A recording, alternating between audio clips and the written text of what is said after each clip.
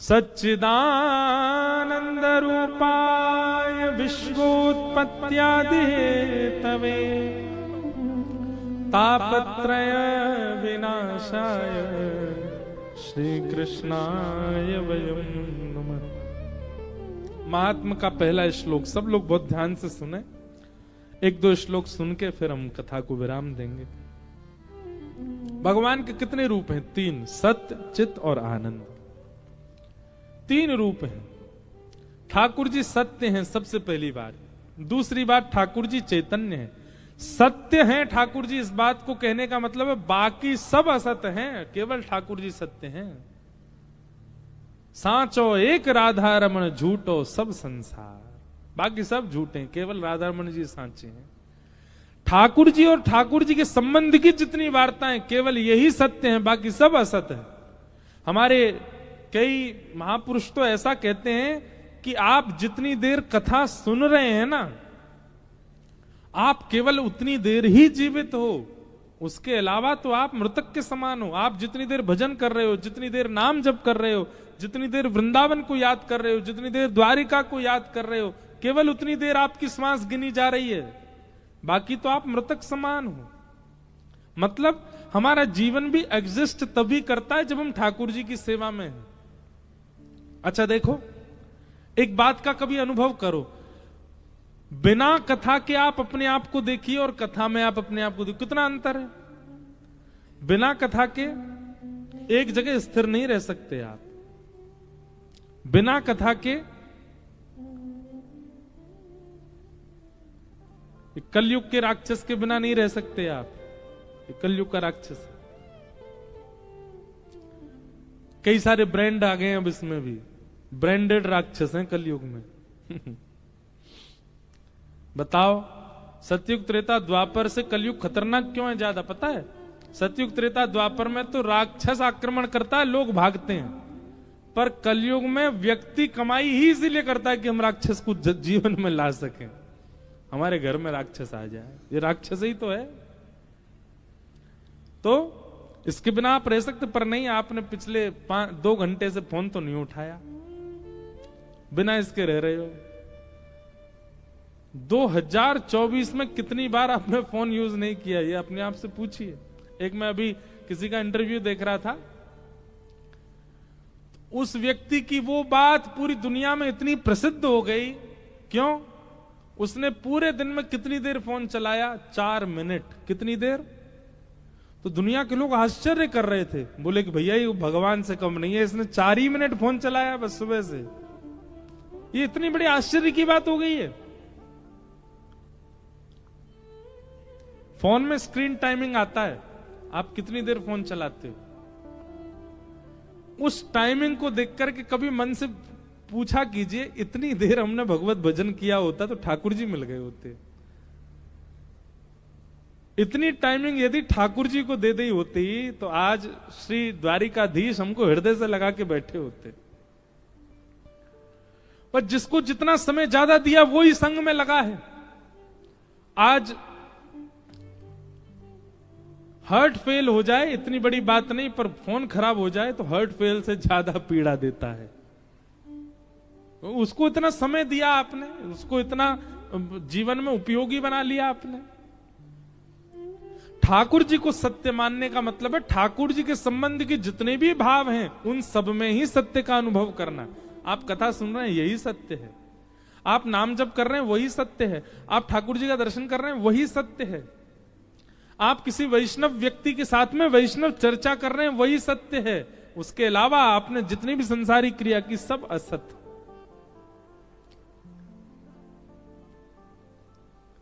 ठाकुर जी का पहला रूप क्या है? सत्य। ठाकुर जी का दूसरा रूप क्या है? चैतन्य। जब सत परमात्मा को अनन्य भाव से भजने लग जाओगे तो वही सत परमात्मा कैसा हो जाएगा? चैतन्य।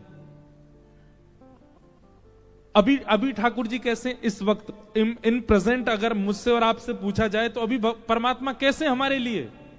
अणु मात्र, हवा में, वायु में घूम रहे हैं, दिख नहीं रहे हैं। कहां हैं कुछ पता नहीं है। इस सभागृह में भी कहां बैठे हमको दिख नहीं रहे हैं। क्यों? क्योंकि हमने सत परमात्मा को बहुत ध्याया नहीं, इसलिए वो सत परमात्मा अभी दिख नहीं रहा हमको। जिस समय सत परमात्मा को खूब ध्याने लगेंगे तो कैसा होगा? हमारी ब्रज की गोपियां कह रही हैं, माई मेरे श्याम लगो संग डोले, श्याम लगो संग, श्याम लगो संग। मीराबाई का पद है, श्याम लगो संग डोले। अब देखो वो चित्र देखो मीराबाई का, ऐसा लग रहा है कि मीराबाई सा यही वाला पद गा रही है। क्या क्या गा रही है मीराबाई? ये कन्हैया मेरे संग ही रहे पूरे दिन। मीराबाई बैठे बैठे कहने लगते, निक शांति रखो। अब सामने बैठा व्यक्ति कहता है, इनके बगल में कोई है तो नहीं, किससे बात कर रही है? पर मीराबाई अकेली नहीं, ठाकुर जी संग रहते हैं। मीराबाई कह रही हैं, जित जाऊं उत ठाड़ो ही पावे, जित जाऊं मैं जहां भी जाऊं मुझको पहले तो ठाड़ो मिले। वहां पे ठाड़ो मतलब समझे ना, ऐसे ठाड़े मिले ठाकुर जी। मीराबाई कहें, अब तो मां छोड़ के आई, मुझे पहले यहां कैसे आ गए हो? जित जाऊं उत ठाड़ो ही पावे, जित जाऊं वाह ठाड़ो ही पावे। अच्छा मीराबाई क्या कह रही हैं? तो किसी ने मीराबाई से कहा, तो ठाड़ो मिले तेरे संग ही रहवे, तू बात मत करे कर बातें, तू मुंह फेर लेकर। तो मीराबाई कह रही है, मैं बात ना करूं तो कहा करे, बिना बुलाए बोले, बिना बुलाए बोले। मीराबाई क्या कह रही है?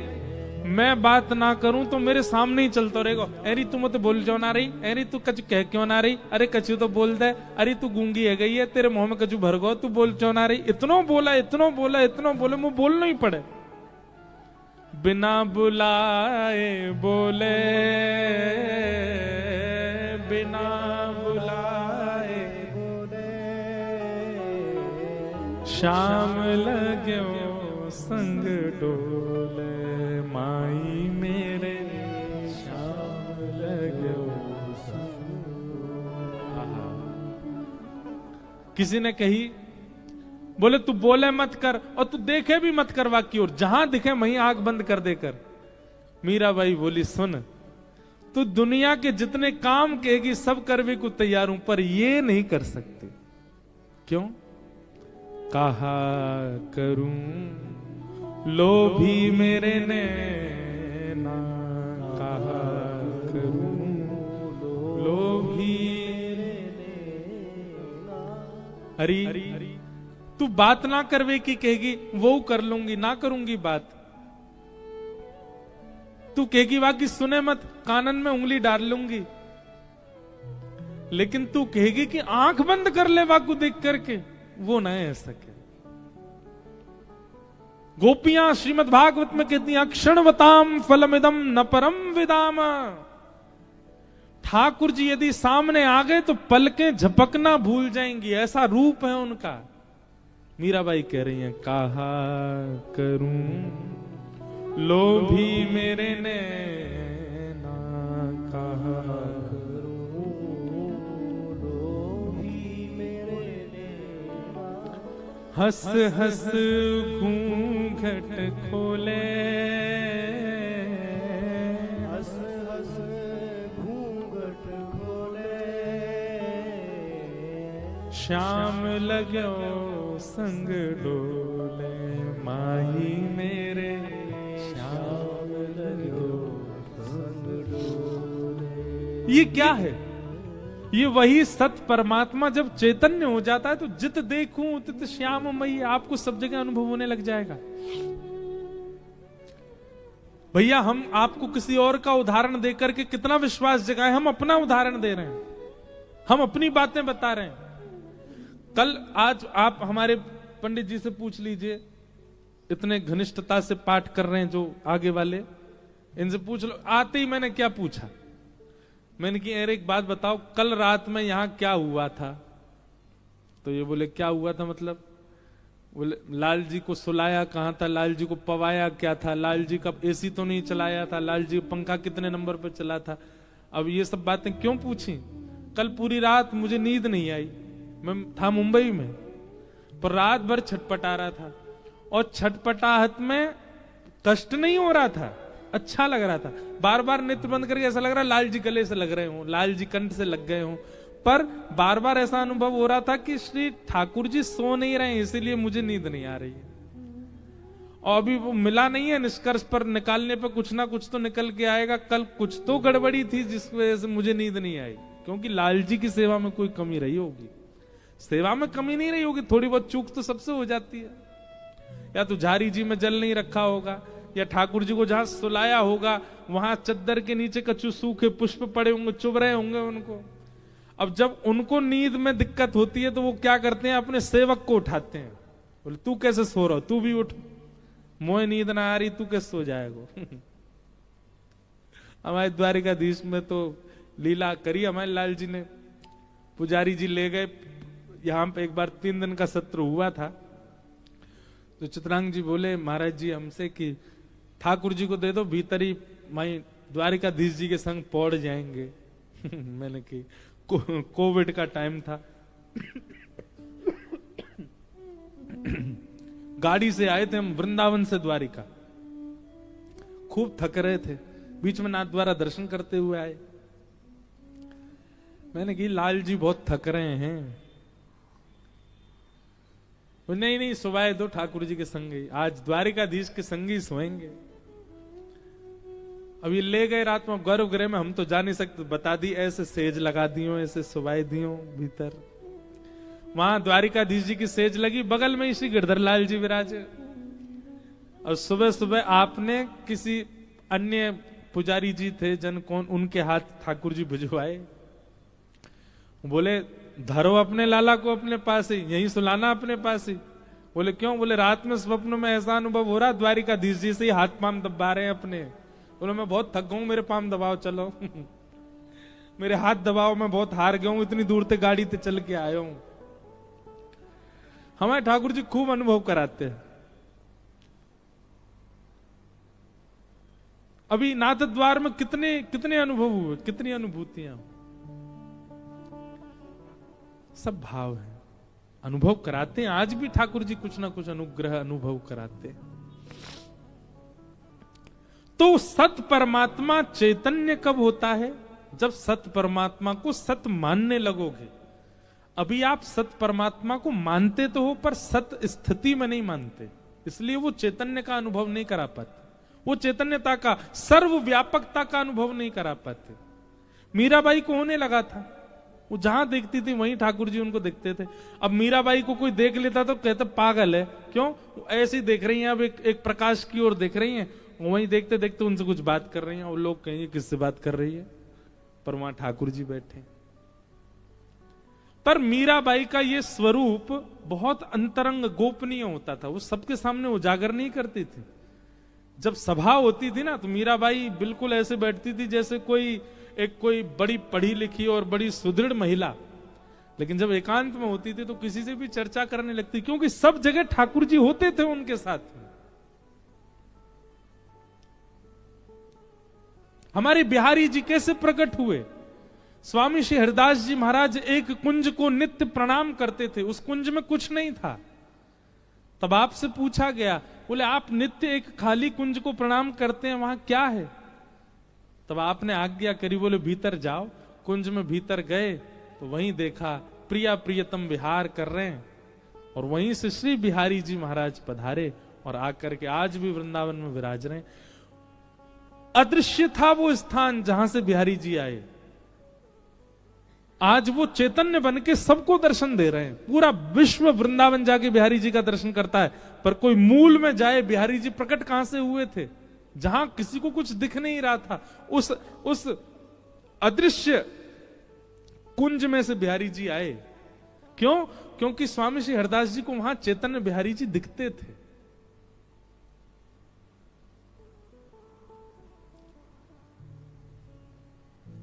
सत्य परमात्मा को सत्य मानने लग जाओ तब वही सत्य परमात्मा अपनी चैतन्यता का अनुभव कराने लगेगा। और जिस दिन चैतन्यता का अनुभव होने लग गया, उस दिन तीसरे रूप का अनुभव होगा, क्या? आनंद। फिर तो आनंद में ही रहोगे, फिर तो प्रसन्न रहोगे, फिर तो मस्ती में ही रहोगे, फिर तो झूमते ही रहोगे। फिर तो चाहे निद्रा पूरी हो ना हो, भोजन मिले ना मिले, वस्त्र मिले ना मिले, मान हो सम्मान हो अपमान हो, आप आनंद में ही रहोगे। ठाकुर जी प्राप्त हो जाएंगे तो ऐसे है जाओगे। फिर संसार की व्यवस्था आपको प्रसन्न नहीं करेगी, संसार की अव्यवस्था आपको निराश नहीं करेगी, आप सर्व स्थिति में प्रसन्न रहोगे, ठाकुर जी प्राप्त हो गए तो। सच्चिदानंद रूपाय विश्वोत्पत्त्यादि हेतवे, विश्व की उत्पत्ति आदि के जो हेतु हैं, तापत्रय विनाशाय श्री कृष्णाय वयम नमः, ऐसे श्री कृष्ण को, ऐसे श्री द्वारिकाधीश प्रभु को हम बारंबार प्रणाम करते हैं, बारंबार वंदन करते हैं, बारंबार नमन करते हैं। यम प्रव्रजन्तमनुपेतमपेत कृत्यम द्वैपायनो विरह कातरया जुहाव पुत्रेति तन्मयतया तर्वोभिनेदुस्तं सर्वभूत हृदय मुनिमानतोऽस्मि। महात्मा के दूसरे श्लोक में श्री सुखदेव जी को वंदन किया, हम उन्हें भी बारंबार प्रणाम करते हैं। ठाकुर जी को, शुकाचार्य जी को वंदन करते हुए महात्मा की चर्चाओं को प्रणाम मात्र करते हैं। और शेष चर्चा हम लोग कल करेंगे 3 बजे से। आप सब लोग समय का ध्यान रखिएगा, 3 बजे समय हमारे लिए है, आप लोग 2:30 बजे आ जाओ। और याद रहे, भोजन कम कीजिएगा, नहीं तो कथा में आप लोग एक दूसरे पर लुढ़कोगे, इसलिए भोजन कम कीजिए, प्रेम से आइए। और हमसे रोज पूछा गया कि महाराज कथा का कुछ नाम लग दीजिए, कथा कुछ नाम, हमको तब तो आया नहीं, पर श्री द्वारिकेश लीलामृत इस कथा का नाम हम आज पहले दिन ही कर रहे हैं। श्री द्वारिका लीलाओं में क्या विशेष है, और ब्रज का द्वारिका में जो परिवेश है, एक प्रकार से ब्रज द्वारिका मिलन ही है, उनका विशेष भाव यहाँ रखा जाएगा। भागवत जी के साथ साथ भक्त चरित्र और श्री द्वारिका लीला, इन पर हम चर्चा स्वच्छंद भाव से करेंगे। द्वारिकानो नाथ मारो राजा रण छोड़ छे, इन मन माया लगाई रे। द्वारिकानो नाथ मारो राजा रण छोड़ छे, करताल बजा के गाओ।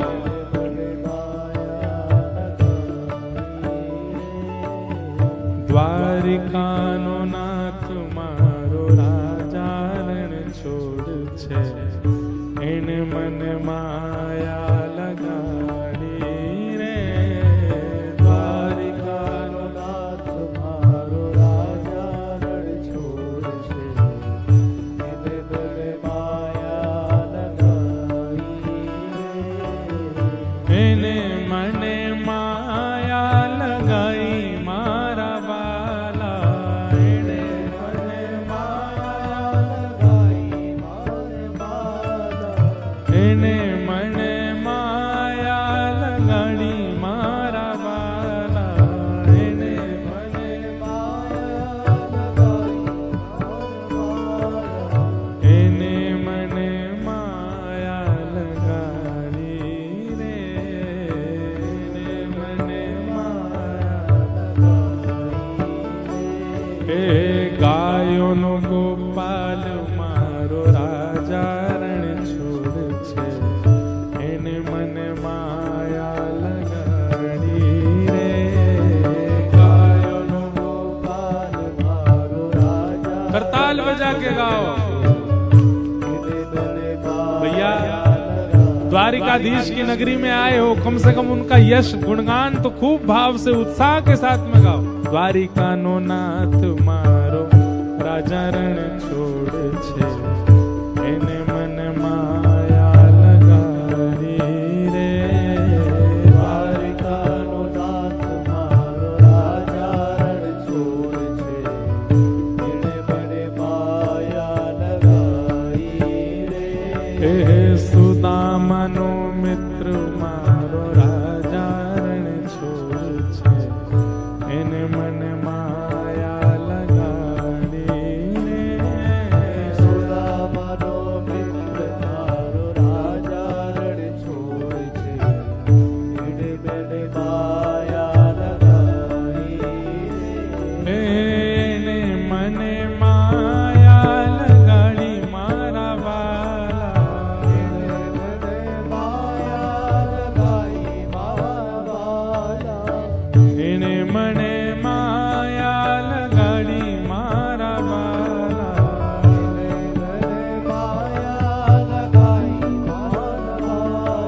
એને મને માયા લગાડી રે, એને મને માયા લગાડી રે. હે બ્રજનો ગોપાલ મારો રાજા રણ છોડ છે, એને મને માયા લગાડી રે. બ્રજનો ગોપાલ મારો રાજા રણ છોડ છે, એને મને માયા લગાડી રે. હે ગાયોનો ગોપાલ મારો રાજા રણ છોડ છે, એને મને માયા લગાડી રે.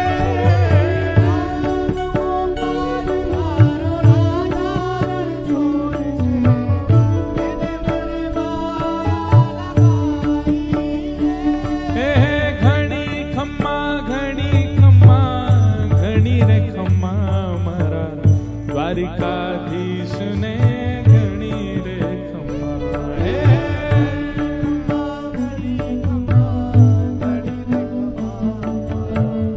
દ્વારિકાધીશ હે ઘણી ખમ્મા ઘણી રે ખમ્મા મારા દ્વારિકાધીશને ઘણી રે ખમ્મા.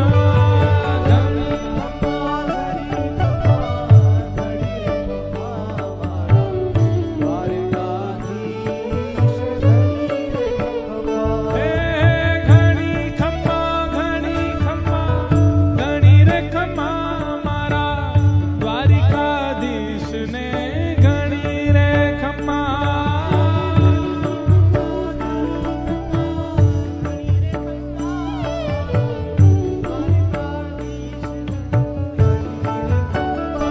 હે ઘણી ખમ્મા ઘણી રે ખમ્મા મારા દ્વારિકાધીશને ઘણી રે ખમ્મા.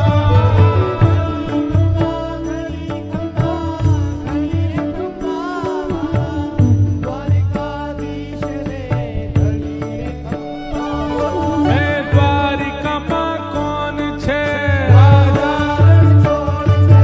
દ્વારિકામાં કોણ છે. ऊंचे स्वर में आवाज जानी चाहिए. वैसे तो इतनी कम संख्या में वो कहाँ जाएगी आवाज आपकी, लेकिन फिर भी मेहनत करने वालों की हार नहीं होती. जोर लगाओ. द्वारिकाમાં કોણ